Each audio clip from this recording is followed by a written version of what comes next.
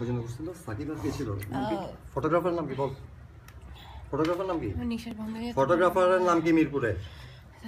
হ্যাঁ কি করছো? কিসের প্রোগ্রাম ছিল এটা বল? এটা শান্তামরিয়নের একজন ডিজাইনারের শুট ছিল। হ্যাঁ ডিজাইনারের নাম কি? মহিলার নাম জানি না। মহিলার নাম জানোস না? মহিলার ছবি আছে তোর মোবাইলে তাই না? দেখছি আমি দেখছি। আর ওর নাম ছিল কি ফটোগ্রাফারের? কালকে সারা রাত তোদেরকে দেখে দিছে না? হ্যাঁ তোরা কজন ছিলি? অ্যাসিস্ট্যান্ট একজন, মেকআপ তোরা কজন? ওরা মেয়ে মানে মাগি কজন? তিনজন। তিনজনই প্রফেশনাল? না ওরা ডিজাইনার। খালি তুই প্রফেশনাল? আচ্ছা তো ওরা কি তোর সাথে আসছে? তোরা তো কে নামে দিয়ে গেছে? আমি সিঙ্গেলিয়ার। ও একাই ছেড়ে দিছে? কোত্থেকে? স্টুডিও থেকে না ইয়া থেকে? স্টুডিও থেকে। মিরপুর কত নম্বরে? মিরপুর 10-11-11 সেটা মনে নাই? মিরপুর 2 নাম কি স্টুডিওর নাম কি? সেটা জানোস তুই? নাম বল। এই যে আপনারা যারা দেখছেন এখন, এটা হচ্ছে আপনার এটা এখানকারই উনি একজন মিডিয়া কর্মরত ছিলেন। আগে র্যাম্পিং করতেন, এখন পান না। তো প্রফেশনাল কারণে উনি একটু প্রস্টিটিউশনের দিকে চলে গেছেন আর কি। দ্যাটস ওয়াই কালকে মানে উনি আমার ফ্রেন্ড, খুব ভালো ফ্রেন্ড। তো খারাপ লাগছে বিধা আজকে সেটা আমি ছাড়বো আপনাদের জন্য। আমি চাই যে কথা বলা হলো, যার কথা বলা হলো যে ফটোগ্রাফার এবং ওই ভদ্রমহিলা যিনি কোরিওগ্রাফার, তাদের উচিত একটা শিক্ষা হওয়া প্রয়োজন এবং সেটা আমি করে ছাড়বো এবং মেয়েগুলোর কী করছে সেটা আমি দেখাবো। ওটা তো আমার কাছে আছে। সাথে দেখেন কি বিকিনি পরে তাদেরকে নাচানো হয়েছে দেখেন।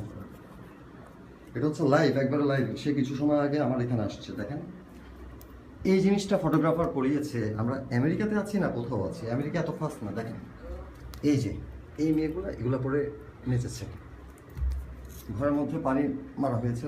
এই যে এগুলা বিকিনিগুলো ভেজা, ওদেরকে জুতো বানিয়ে দেওয়া হয়েছে। রেড শু, রেড ডায়েরি, এগুলো আমরা সবাই জানি, যারা আমরা মিডিয়াতে কাজ করে আসছি তারা জানি রেড শু।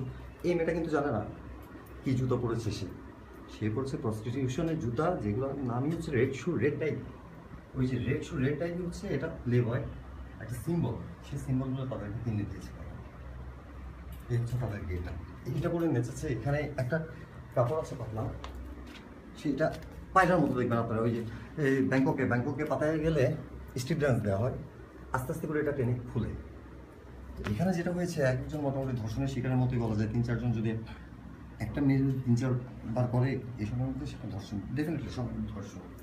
তো সেই ক্ষেত্রে আমি চাচ্ছিলাম আমি উপরের লেভেল 6ম লেভেল পর্যন্ত যাবো, এগুলো নিয়ে আমি কথা বলবো। এটা শাস্তি আমি দিব। ফটোগ্রাফারকে আমি ছাড়বো না, দেখবো সেটা।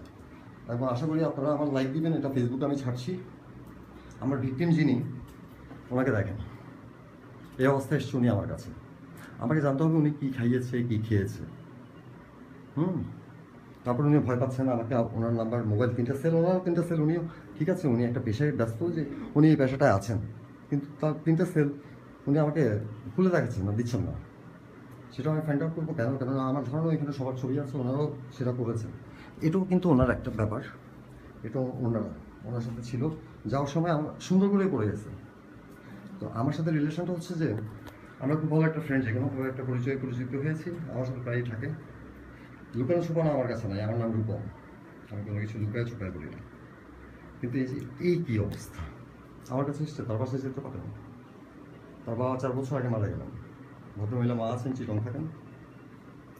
স্বপ্ন দেখিয়ে এনেছে একটা বিলবোর্ডের মডেল হওয়ার জন্য, সিম্পলি একটা বিলবোর্ড, যেটা আমি রূপম 1 ঘন্টার মধ্যে, এখন থেকে 1 ঘন্টার মধ্যে দিতে পারি।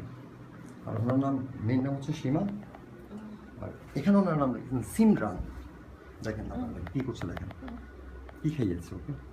আমি এটার ওই ছেলেটাকে আমার দরকার। তার কোরিওগ্রাফার ভদ্রমহিলা শান্তামরিয়মের, উনি কি জানি হন, গতকাল 1 মে উনি প্রোগ্রাম করেছেন স্টেক হাউস, ওদেরকে খাইয়েছেন। আর মিরপুর একটা স্টুডিওতে ওনারা এই প্রোগ্রামটা করেছেন এবং ডান্সের। ওই প্রোগ্রামটা কখনোই কোথাও দেখানো হবে না। সেখানে হচ্ছে ওদেরকে নগ্নতায় ঘুরিয়ে ওনারা চুলকিয়েছেন, যা যেভাবে লালসাপূর্ণ করা করে নিয়েছেন।